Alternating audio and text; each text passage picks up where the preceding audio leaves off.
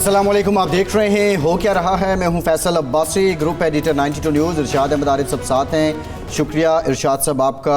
Army chief general Syed Asim Munir ने खैबर पख्तूनख्वा के मुशीरान और नुमाइंदों से ग्रैंड जरगा से खिताब किया है। इस मौके पर आर्मी चीफ ने कहा है कि पाकिस्तान में हाकिमियत सिर्फ अल्लाह रब्बुल इज़्ज़त की ज़ात की है।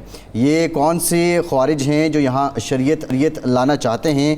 पाकिस्तानी फ़ौज शुहदा की फ़ौज है जिसका नारा ईमान, तक़वा और जिहाद फ़ी सबीलिल्लाह है।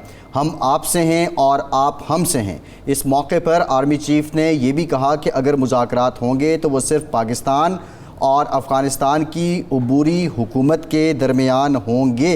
ये इंतहाई अहम पैगाम है इस तनाज़ुर में जब पाकिस्तान में जो दहशतगर्दी की लहर है वो उठ रही थी और इस मौके पे जो खैबर पख्तूनख्वा के अमायदीन हैं, मुतल्लिका लोग हैं, उनको एतमाद में लिया गया है। दूसरी जानिब हम देखें, अगर इस्लामाबाद की बात करें तो जो इस वक्त गूंज है वो केयर टेकर प्राइम मिनिस्टर कौन होगा। अब कल या परसों ये फ़ैसला करना ज़रूरी है हुकूमत के लिए, क्योंकि हुकूमती हल्क़े इस बात की तस्दीक कर चुके हैं कि 9 अगस्त को असम्बली तहलील कर दी जाएगी। तसद्दुक़ जिलानी साहब, हफीज़ शेख साहब, मखदूम अहमद महमूद साहब और दीगर के नाम सामने आ रहे हैं।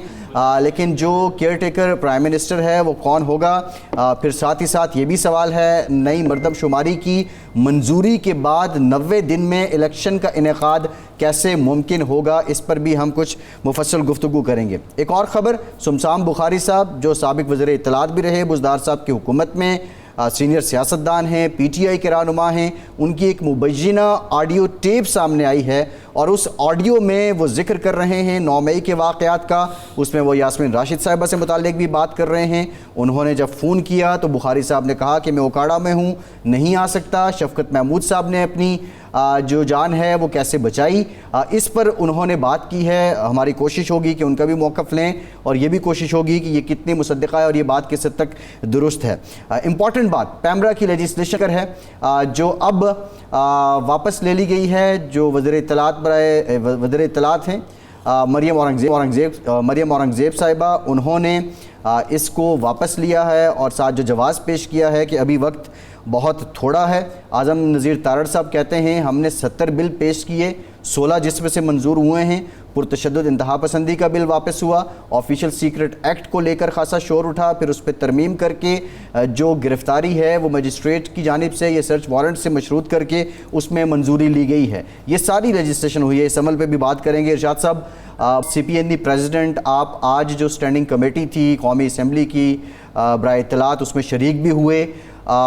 किसकी जानिब से कन्विंस किया गया मरियम औरंगज़ेब साहिबा को कि ये इट्स टू अर्ली या इसमें बहुत से लकूनाज हैं, और ओवरऑल सहाफ़ी बरादरी का मौक़िफ़ क्या था और क्या उन्होंने इसको खुले दिल से तस्लीम करते हुए अभी इसको वापस ले लिया है तरमीम को।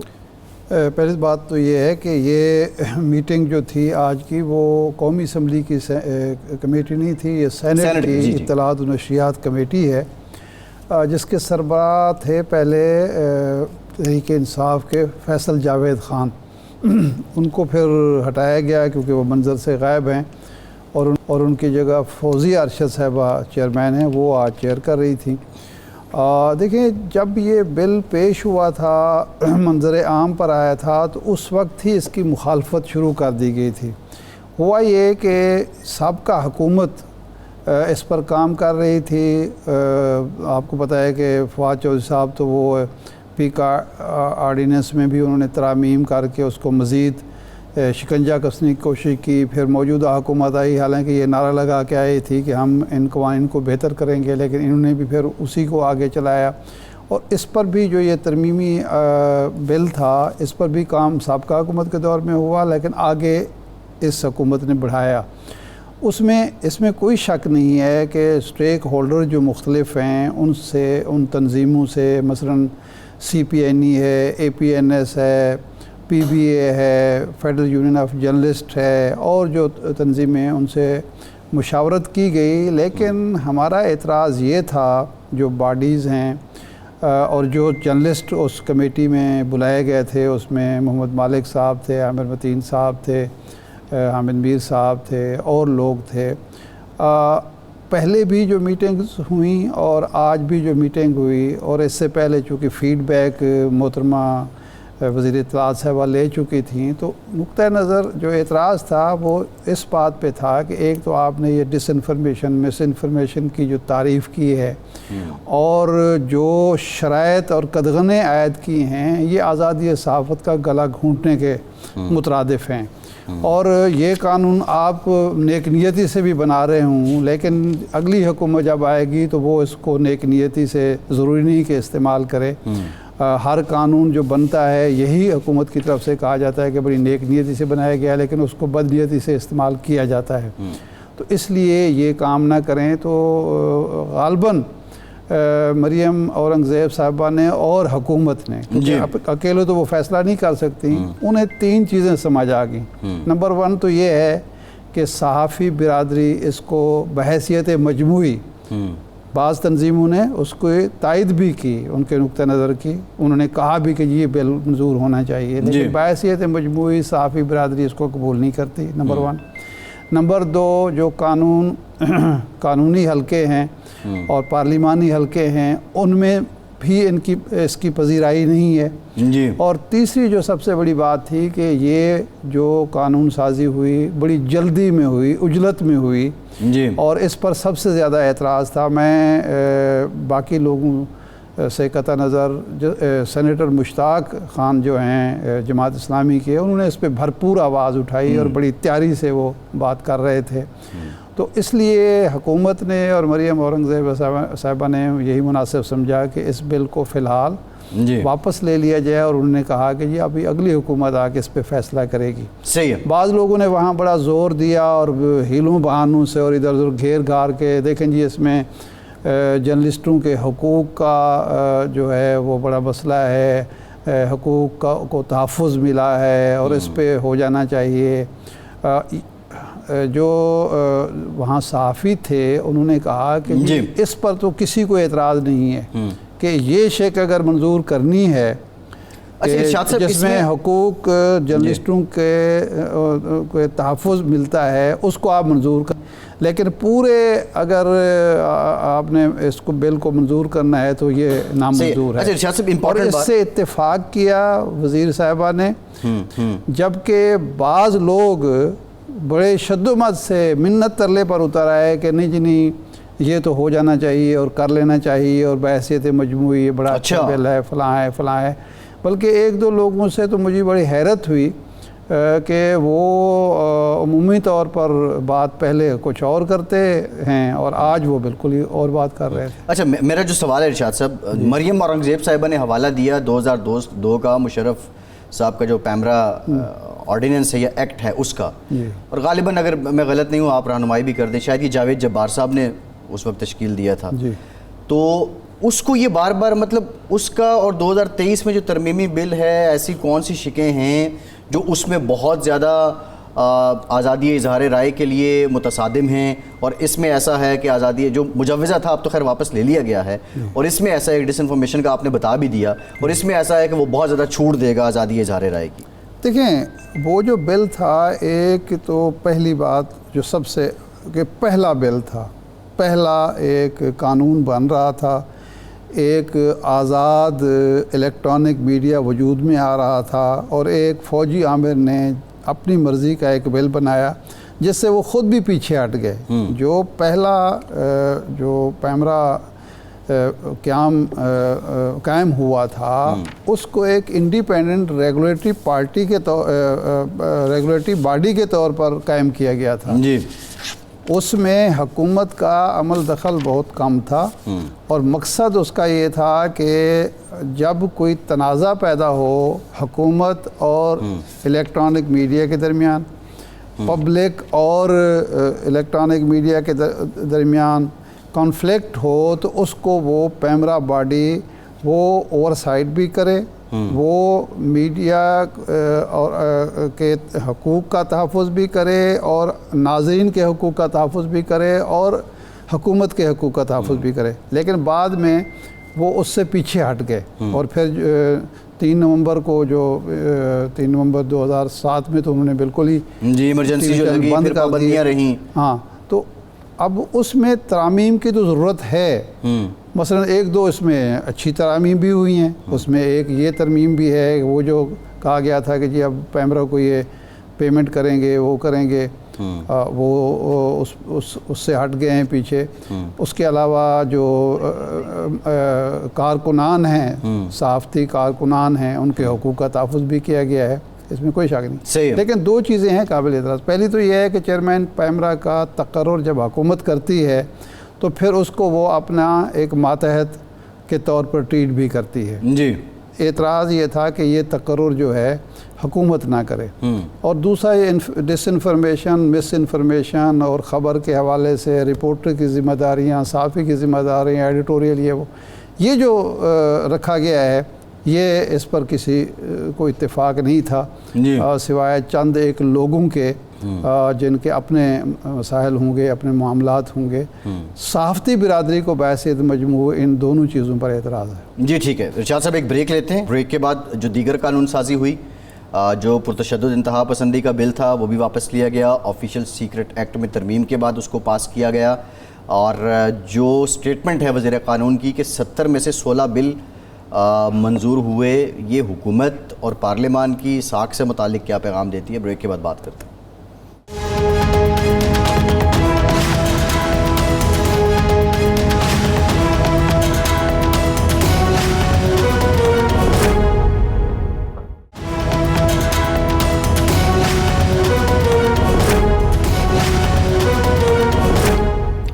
بریک کے بعد ایک بار پھر سے آپ کو خوش آمدید کہیں گے. ارشاد صاحب, امپورٹنٹ بات یہ ہے کہ جو چیئرمین پی ٹی آئی ہیں, توشہ خانہ کا فیصلہ آنے کے بعد اب تک کا جو سٹیٹس ہے وہ قید میں ہیں, سزا کاٹ رہے ہیں اور نااہلی بھی ان کی ہو چکی ہے. لیکن اس کے بعد ہم نے نواز شریف صاحب کی نااہلی بھی دیکھی تھی, ان کی حکومت بھی چل رہی تھی, پھر ان کی صاحبزادی کے جو ہیں وہ کسی حد تک ان کی جانشین مانی جاتی تھی, پھر بھائی صاحب ان کے پھر وزیر اعظم بھی بن گئے. لیکن عمران خان کے بعد پی ٹی آئی میں کیا ہے؟ سوال یہ ہے کہ کیا شاہ محمود قریشی اتنی سحر انگیز شخصیت ہیں, کارکن کسی اور کو ایکسیپٹ کر سکتا ہے, اور پی ٹی آئی عمران خان کے بغیر کیسی ہوگی؟ دیکھیں, ہمارے سامنے 2-3 مثالیں موجود ہیں. جب ذوالفقار علی بھٹو صاحب جیل میں چلے گئے تھے تو ان کی بیگم صاحبہ عالیہ محترمہ نصرت بھٹو صاحبہ نے ان کے پارٹی کو بھی سنبھالا, ورکر کو بھی سنبھالا, اور وہ جو وراثت تھی اس کو آگے بڑھایا. اس کے بعد پھر بے نظیر بھٹو صاحبہ آئیں. حالانکہ نصرت بھٹو صاحبہ ایز سچ اس طرح کا متحرک سیاسی خاتون نہیں تھیں. اس سے پہلے ہم ولی خان کا دیکھ چکے ہیں, ولی خان کی بیگم نسیم ولی خان صاحب نے ان کے. پھر ہم نواز شریف صاحب جب رضاکارانہ جلا وطنی اختیار کر کے جدہ چلے گئے تھے تو اس وقت جب جیل میں تھے, یہاں اٹک جیل میں تھے یا کرنگی جیل میں تھے, تو کلثوم نواز صاحبہ نے ان کی جو تھی پارٹی کو چلایا. اور جب وہ جدہ چلے گئے تو پھر جاوید ہاشمی صاحب جو تھے انہوں نے پارٹی کو چلایا. اصل میں جس شخص کو بھی عمران خان کے چیئرمین پی ٹی آئی کی آشیرواد حاصل ہوگی, جس کو وہ کہیں گے کہ میرا یہ جانشین ہے, یہ پارٹی چلائے گا, تو لوگ اس کے ساتھ چلیں گے. یہ میٹر نہیں کرتا کہ وہ کتنا پرکشش شخصیت ہیں. اب جو امین فہیم صاحب تھے, جی بالکل ایگزیکٹلی پرکشش شخصیت تھے, لیکن وہ پارٹی چلاتے رہے. پورے 7-8 سال انہوں نے پارٹی چلائی, اور بہترین چلائی, اور اس کے بعد پارٹی جو ہے اقتدار میں آ گئی. تو ظاہر بات ہے 2002 میں بھی نمبرز ان کے زیادہ تھے, نمبر زیادہ تھے. پیٹریاٹ بنانی پڑی. زرداری صاحب بھی باہر چلے گئے, محترمہ بے نظیر بھٹو صاحبہ اس سے پہلے ملک سے باہر تھیں, لیکن پارٹی چلتی رہی اور پارٹی اقتدار میں آ گئی. یہ اور بات کہ اس کے بعد منزل انہیں ملی جو شریک سفر نہ تھے, وزارت عظمیٰ ان کے قریب سے گزر گئی. اور وہ نہیں, اب گیلانی صاحب شریک سفر تو تھے ارشاد صاحب. نہیں, وہ اس طرح سے تو نہیں تھے نا. بہرحال جو خدمات تھیں امین فہیم صاحب کی وہ تو نہیں تھی نا. ہاں یہ بات ٹھیک ہے, ایگریڈ. تو وہ ایک الگ ایشو ہے.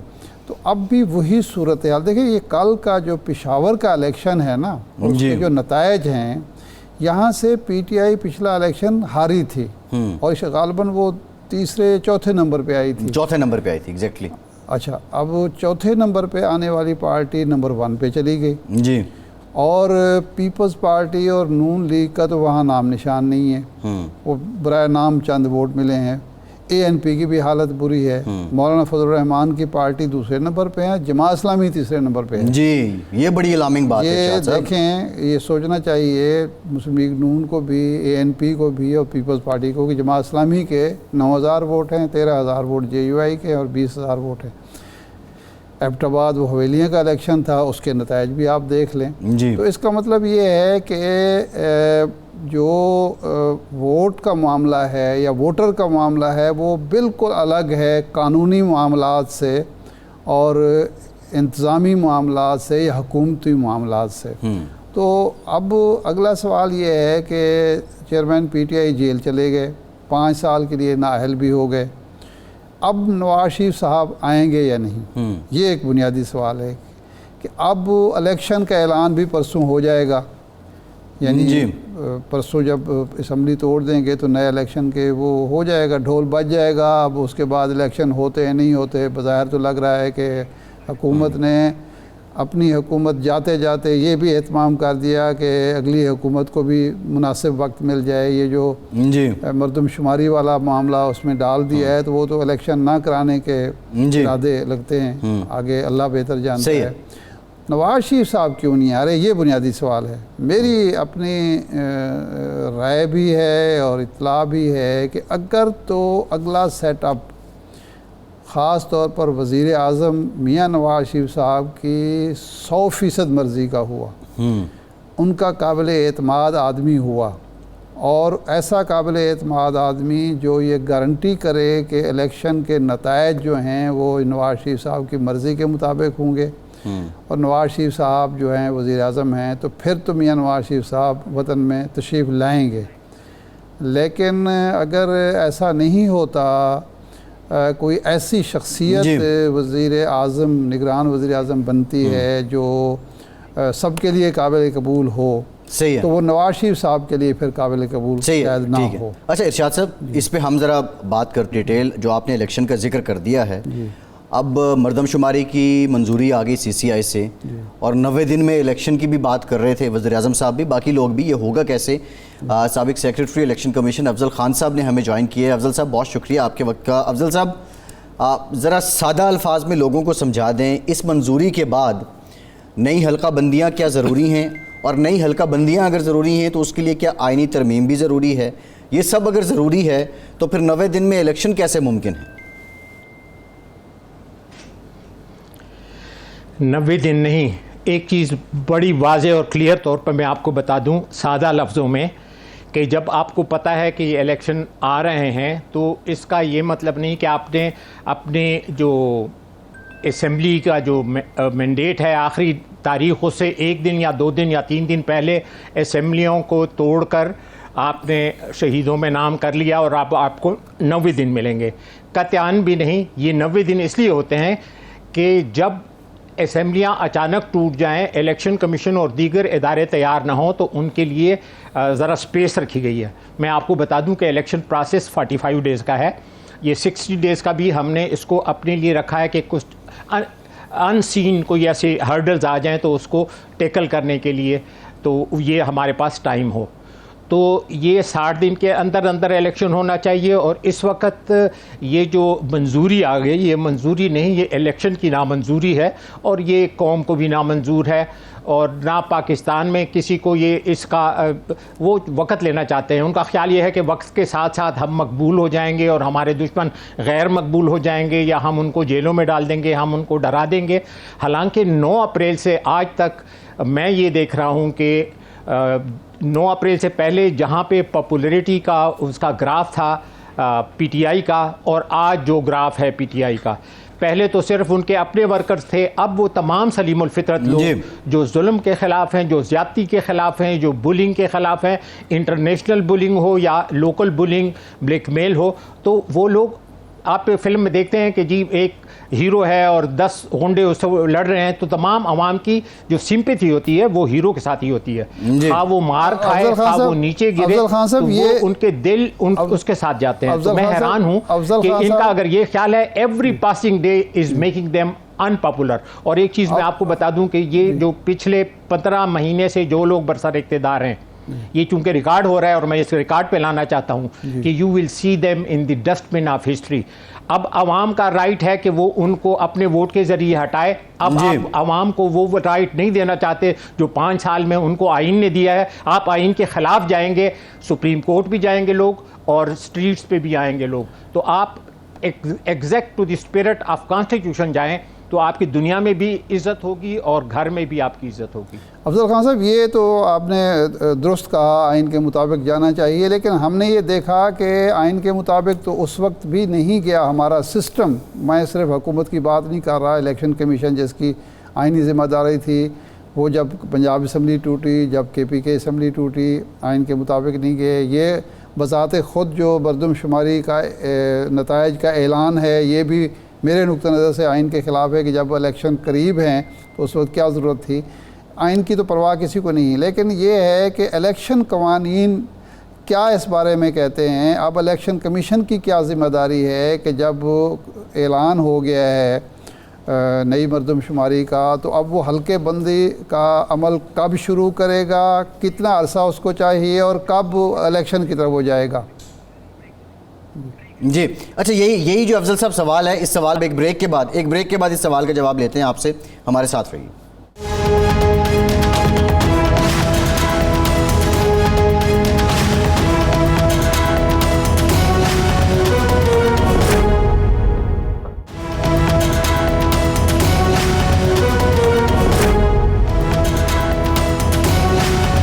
بریک کے بعد ایک بار پھر سے آپ کو خوش آمدید کہتے ہیں. افضل خان صاحب, ہم بنیادی طور پہ جاننا آپ سے یہ چاہ رہے ہیں, یہ جو قانونی نکتہ ہے کہ نئی مردم شماری کی منظوری کے بعد نئی حلقہ بندیاں ضروری ہیں, اور اس سب میں 90 دن میں الیکشن ممکن کیسے ہے؟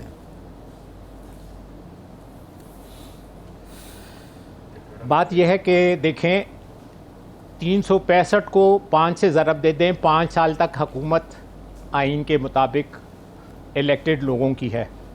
اس کے بعد باری آتی ہے اسی آئین کے مطابق کہ عوام اب دوبارہ مینڈیٹ دیں گے تو آگے بات چلے گی. تو 14 مئی سے, ابھی ارشاد عارف صاحب بالکل صحیح کہہ رہے تھے, 14 مئی سے ڈس انفرینچائزڈ ہیں ہمارے 2 صوبے KPK اور پنجاب کے لوگ, اور ان کی کوئی نمائندگی نہیں ہے. اور اس میں اللہ بھلا کرے سپریم کورٹ کے یہ کریڈٹ میں جائے گا کہ انہوں نے کہا تھا اور کہا ہے کہ وہ جو 14 مئی کا آرڈر تھا وہ انٹیکٹ ہے.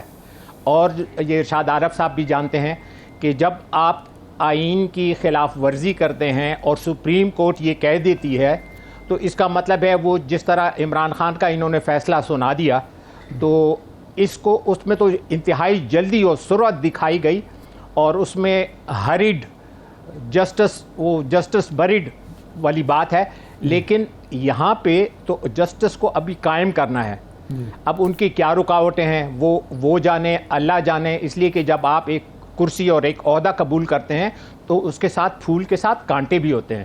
اس کے ساتھ آپ نے اگر مزے کرنے ہیں, پروٹوکول اور تمام چیزیں, تو اگر کبھی مشکل آتا ہے, کوئی کڑوا پل بھی آتا ہے تو اس کو بھی کھا لینا چاہیے, just to stand up for the constitution اور as a custodian of the constitution. دیکھیں وہ فیصلہ میرے خیال میں کسی بھی وقت آ سکتا ہے اگر انہوں نے مزید ریزسٹنس دکھائی. دیکھیں ایک طرف ہمارا ملک بینکرپسی کی طرف جا رہا ہے اور دوسری طرف ہمارے جو وزراء ہیں وہ ایک تو ان کی تعداد اتنی بڑی ہے کہ اچھا افضل صاحب گزارش یہ ہے فارن کے وزٹس ہیں. دیکھیں جو آپ کی ایکسپرٹیز ہیں, ہمارا فارن منسٹر 107 یا 108 وزٹ کر چکا ہے. افضل صاحب جو آپ کی ایکسپرٹیز ہیں ہم اس سے متعلق جاننا چاہ رہے ہیں. آپ چھٹیوں پہ چلا جائے اور بات میں فیصل عباسی ایک منٹ کے لیے کہ کسی کا باپ باہر چلا گیا اور گھر میں گاڑی کھڑی ہے تو اس نے بے مقصد دائیں بھی گھمانی ہے بائیں بھی گھمانی ہے, اس میں جھولے لینے ہیں, تو بات یہ ہے کہ یار ایک طرف ملک کا کیا حال ہے, ایک طرف ہمارے جو اس وقت کی حکومت ہے اس کا کیا حال ہے, اور اس کی پریارٹی عوام ہے یا اپنا آپ ہے. خان صاحب میرا سوال ابھی تک موجود ہے, درد رکھتا ہے. میرا سوال ابھی تک موجود ہے کہ الیکشن کمیشن کی اب کیا ذمہ داری ہے. لیکن ایکچولی یہ جو بھی بہانہ ہو, کوئی بھی پری ٹیکسٹ ہو, الیکشن کو 5 سال سے آگے بڑھانے کا, نہ اس کو آئین مانتا ہے, نہ اس کو قانون مانتا ہے, نہ الیکشن کمیشن کو اس کو ماننا چاہیے. اگر میں آج الیکشن کمیشن میں ہوتا, اللہ کی قسم کوئی بھی طاقت ہوتی, میں اسے کہتا کہ ایگزیکٹ 6 مہینے یہ 60 ڈیز کے اندر میں نے انتخابات کرانے ہیں, اور اگر آپ مجھے انتخابات کرانے نہیں دیتے تو the minimum I can do is that I will give a resign. لیکن یہ لوگ ریزائن نہیں دیں گے, اور یہ اس کا انتظار کریں گے کہ ان کے اوپر سپریم کورٹ کا وہ جو گیلوٹین اوپر کھڑا ہے وہ کسی دن ان کے اوپر گر جائے گا. اور گرنا چاہیے, کوئی اللہ کرے کہ ایسے بھی مثالیں قائم ہوں کہ لوگ جو بک ہے آئین کے مطابق چلیں, بجائے یہ کہ ٹیلی فون سن کے اس کے مطابق چلیں. It is illegal, it is immoral, it is unconstitutional. ارشاد عارف صاحب نہیں, یہ تو قانونی پوزیشن آپ نے بتا دی. ویسے اگر اب الیکشن کمیشن عمل کرنا چاہے اس اعلان پر جس کے تحت مردم شماری کا اعلان ہو گیا, اب حلقے بندی ہوگی, تو پھر اس کو کتنا وقت درکار ہے؟ ارشاد عارف صاحب میں آپ کو بتا دوں, اب ایک تو اوپر ٹاپ کے 5 آدمی ہیں جو بولتے ہیں, جو نظر آتے ہیں, اور وہ پریس ریلیزز کبھی دیتے ہیں کبھی نہیں دیتے. پریس سے تو خیر کبھی انہوں نے بات کی ہی نہیں پچھلے 3-4 سال میں موجودہ چیف الیکشن کمشنر نے. لیکن میں آپ کو یہ بتا دوں کہ نیچے جو کارخانہ ہے الیکشن کمیشن کا, وہ ایسے بنایا گیا ہے کہ اگر کوئی بندہ فوت ہو جائے یا اسمبلی ٹوٹ جائے یا اسمبلی کے ٹوٹنے کا خطرہ ہو تو وہ اپنی تمام تیاری مکمل کر لے.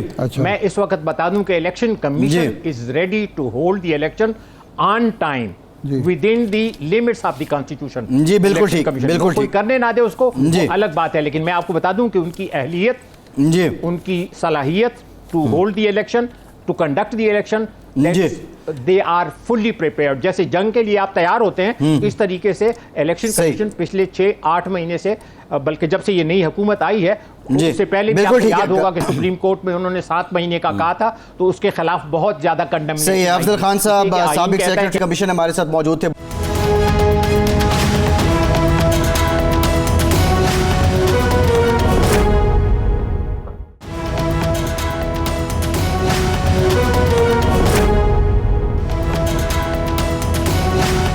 بریک کے بعد ایک بار پھر سے آپ کا خیر مقدم کریں گے. ہمیں جوائن کیا ہے پاکستان پیپلز پارٹی کے سینئر رہنما اور وزیر اعظم کے مشیر برائے امور کشمیر قمر زمان قاہرہ صاحب نے. قاہرہ صاحب thank you very much for your time. قاہرہ صاحب سب سے پہلے ہم قانون سازی پہ آئیں گے. ایک تو سوال یہ ہے کہ 70 میں سے 70 بل پیش کیے اور 16 منظور ہوئے, یہ کہتے ہیں وزیر قانون اعظم طارر صاحب. آفیشیل سیکرٹ ایکٹ کا معاملہ, اس پہ حکومتی سینیٹرز آپ کی جماعت کے لوگوں نے بھی اعتراض کیا. پرتشدد انتہا پسندی کا جو بل تھا اس پہ بھی اعتراض ہوا. اس سے پہلے جو چیئرمین سینٹ کی مراعات سے متعلق تھا اس پہ بھی یہ کہا گیا کہ جو حکومتی لوگ ہیں ان کو بل کا جو مسودہ ہے وہی نہیں دیا گیا. اب آج کی ڈیولپمنٹ یہ ہے کہ جو پیمرا ترمیمی ایکٹ تھا 2023 بل تھا, اس کو پہلے قومی اسمبلی سے منظور کر لیا گیا, لیکن آج اسٹینڈنگ کمیٹی نے اس کو ریجیکٹ کیا, پھر سینٹ میں روک لیا مریم اورنگزیب صاحبہ نے. سوال یہ ہے کہ یہ قانون سازی اتنی عجلت میں کرنے کی نوبت کیوں آئی, اور کیا کوئی دباؤ تھا یا کوئی اور ریزن تھی؟ دیکھیں گزارش یہ ہے کہ آپ میں سمجھا پتہ نہیں انٹرو دے رہے ہیں. عرض یہ ہے کہ ہمارے دور میں بلا شبہ آخر میں آگے قانون سازی ذرا زیادہ ہوئی ہے.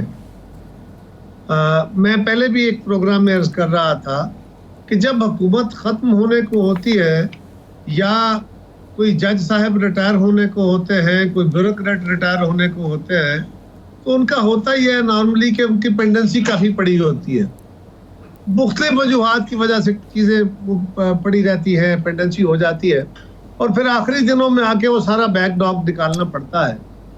کچھ ایسی صورتحال پارلیمان میں بھی ہوئی, ہماری وزارتوں میں بھی ہوتی ہے. آج کل ہم بیٹھے ہوئے ہیں کہ بھئی کوئی فائلیں پڑی تھی, دیکھو کوئی چیز ہمارے پینڈنسی میں نہ رہے. جو کچھ ہمارے دور میں ہوا جی بعض اوقات ہوتا ہے نا کہ لیس امپورٹنٹ چیزیں ہیں, رش آگے آپ کہتے ہیں میں دیکھتا ہوں بعد میں دیکھ لیں گے, تو وہ پائل اپ ہو جاتا. جی یہی صورتحال ہوئی, نئے قانون انٹروڈیوس نہیں ہوئے, یہ وہی قانون تھے جو کرائے ہوئے تھے انٹروڈیوس, اور وہ میجورٹی میں تو وہ تھے جو کمیٹیوں میں گئے وہاں سے پاس ہوئے. لیکن یہ بھی ہے کہ حکومت نے بہت سارا پیڈ ورک اس کے اوپر کیا ہوا تھا. اب معاملہ یہ ہے کہ نئی مردم شماری کی منظوری ہو جاتی ہے.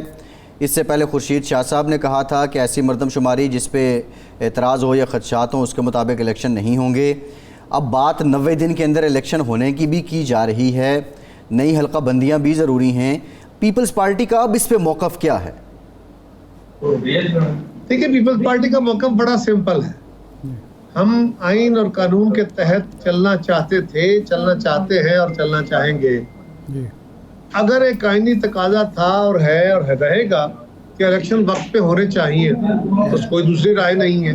لیکن اگر ایک دوسرا آئینی تقاضا اس کے رستے میں آ گیا ہے اور ایسا ایک وقت کے اندر دونوں آئینی تقاضوں کو پورا کرنا ہے, اور اگر ممکن نہیں ہے کہ ایک سے زائد تقاضوں کو پورا کرنا, کیونکہ آئین کا ہر آرٹیکل اتنا ہی محترم ہے, تو پھر یہ ہوگا, اس کے لیے روح یہ ہونی چاہیے, یہ اصول یہ بننا چاہیے کہ آپ منیمم پاسبل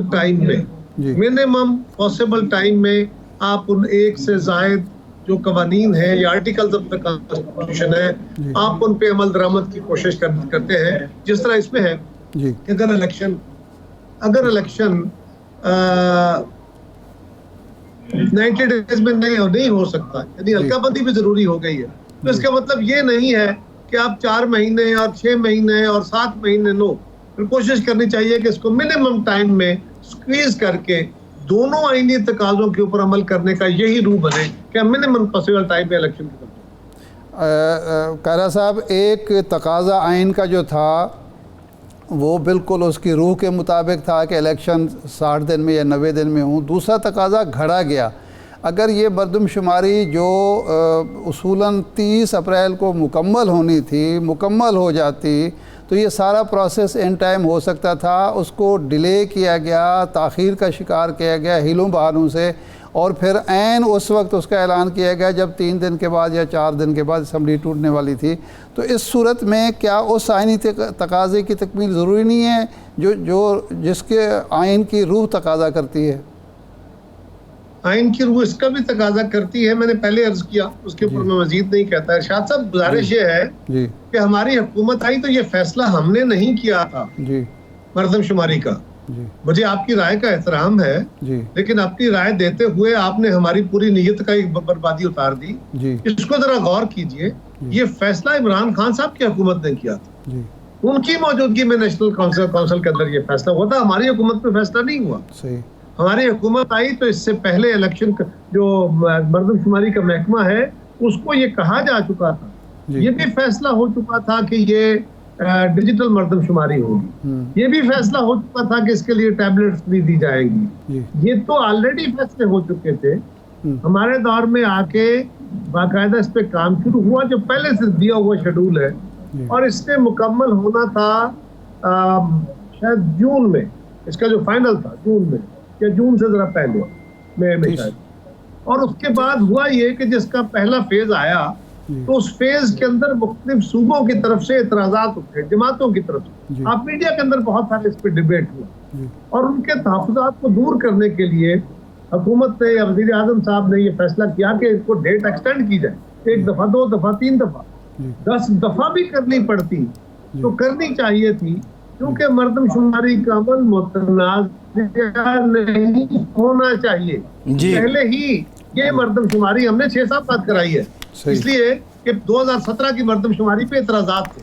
لہٰذا اب اگر ہمارے دور میں مردم شماری فائنل ہو گئی اور اس کا یہ بھی ہوا کہ سارے اسٹیک ہولڈر یعنی سارے صوبے اس پہ راضی ہو گئے, تو پھر آپ کو اس اتفاق رائے کو کنکلوڈ کر دینا چاہیے. آپ اس کو اس طرح دیکھیے, اب الیکشن کمیشن اگر سمجھتا ہے کہ پرانی مردم شماری تو بسم اللہ, نئی مردم شماری پہ بھی جانا ہے اور اس کے تحت اگر الیکشن ہونے ہیں تو اس کے لیے بھی میں کہہ رہا ہوں نا کہ روح یہ ہے کہ منیمم ٹائم کے اندر, ورنہ اگر یہ اپنے ٹائم پہ مکمل ہو جاتے تو مسئلہ ہی نہ ہوتا. صحیح ہے, ٹھیک ہے. اچھا قائرہ صاحب, نگراں وزیر اعظم کو لے کے بہت سی باتیں ہیں, بہت سی افواہیں ہیں, تصدق جیلانی صاحب کا نام آیا, حفیظ شیخ صاحب کا نام آ رہا ہے, مخدوم احمد محمود صاحب کا نام آ رہا ہے, خورشید شاہ صاحب کہتے ہیں کہ یہ جو 5 نام ہیں ان میں سے تو ہم نے جو نام دیے وہ ایک بھی میڈیا پہ نہیں آیا. تو پیپلز پارٹی نے ابھی بھی کوئی ملٹیپل نام دیے ہوئے ہیں یا انہی میں سے کوئی ایک نام ہے جس پہ فائنل ہو چکا ہے؟ اب 2 دن تو اسمبلی ٹوٹنے میں رہ گئے بقول حکومتی جو لوگ ہیں وہ بھی کہہ رہے ہیں. دیکھیے ایک بات طے شدہ ہے کہ جب اس کا مناسب وقت ہوگا تو یہ میڈیا میں اس کا نام ریلیز ہو جائے گا اور نام آپ کے سامنے آ جائے گا. ابھی وقت ہے, اب بالکل تھوڑا ہے, اس لیے فائنل اس کے اوپر ڈیبیٹ ہو رہی ہوگی. نہیں, ان ناموں میں سے کوئی نام ہے جو ہم نے لیے؟ جی میں نے عرض کیا کہ میرے علم میں نہیں ہے, میں اس کمیٹی کا ممبر نہیں ہوں اور اس کمیٹی نے ہم سے کوئی شیئر بات نہیں کی. وہ کہتے ہیں جی کہ ہم حلفاً یہ شیئر نہیں کریں گے کسی کے ساتھ بھی, ہم نے حلف دیا ہوا ہے, ہم آپس میں مشاورت کرنے کے بعد وزیر اعظم کو بتائیں گے. اب میرے علم میں نہیں کہ ان میں سے کوئی نام ہے یا نہیں ہے. شاہ صاحب نے کہا تو وہ بہتر جانتے ہیں, لیکن میں کچھ کہنے کی پوزیشن میں نہیں ہوں. میری پوزیشن یہ ہے کہ اس آفس کے لیے جو پاکستان کا سب سے بڑا سیاسی دفتر ہے, وزیر اعظم کا آفس, وزراء کے آفس, یہاں پہ خالصتاً سیاسی لوگوں کی تعیناتی ہونی چاہیے. یہ غیر سیاسی لوگوں کے بس کا روگ نہیں ہے. ہم کر کے دیکھ چکے, ماضی میں ہم نے یہ فیصلے کیے, اس کے نقصانات اٹھا کے دیکھ چکے. جس طرح جوڈیشری کے اندر اگر عارضی طور پہ تعیناتی کرنی پڑے تو کسی سابق جج یا کسی وکیل کی جاتی ہے, اسی طرح یہ معاملہ خالصتاً سیاسی آفس کا ہے. اس میں سیاسی پرسنالٹی کا ہونا بہت ضروری ہے, وہی اس آفس سے انصاف کر سکتی ہے. اور سیاسی آفس میں سیاسی بندے کا بیٹھنا ہی اس آفس کی وقار کے مطابق ہوگا. قاری صاحب, وہ سیاسی شخصیت کا یا سیاستدان کا غیر متنازع ہونا, قابل قبول ہونا سب اسٹیک ہولڈر کے لیے لازم ہے یا نہیں؟ ارشاد صاحب کسی ایسے جج صاحب کا, کسی ایسے بیوروکریٹ کا یا کسی ایسے میڈیا پرسن کا نام بتا سکتے ہیں جس کو ہم غیر متنازع کہیں, جس کے اوپر کوئی سوال نہ؟ نہیں, اس نے نہ الیکشن کرانے ہوتے ہیں نہ دوسری پارٹی کا اس سے کوئی معاملہ ہوتا ہے. اس میں میرا تو سوال ہی یہ ہے, میرا سوال یہ ہے کہ غیر متنازع کی بات ہم کر رہے ہیں. ہاں, رہی بات کہ ہاں اس کا نیوٹرل ہونا ضروری ہے, متنازع ہونا اور بات ہے, اس کا نیوٹرل ہونا ضروری ہے. میں بالکل تسلی سے آپ کو کہہ سکتا ہوں کہ ایسے لوگ سیاست کے اندر مختلف جماعتوں میں موجود ہیں جن کو اگر یہ ذمہ داری دی جائے قومی ذمہ داری کے طور پہ, تو اپنی سیاسی وابستگیوں سے اٹھ کے اپنی ایک قومی ذمہ داری باقی کسی بھی شخصیت سے بہتر نبھانے کی کوشش کریں. جی بالکل ٹھیک. بہت شکریہ قمر زمان قاہرہ صاحب, آپ ہمارے ساتھ موجود تھے. پروگرام کا ٹائم ختم ہو گیا. ارشاد صاحب آپ کا شکریہ. آج کے پروگرام سے اتنا ہی, اجازت دیجیے.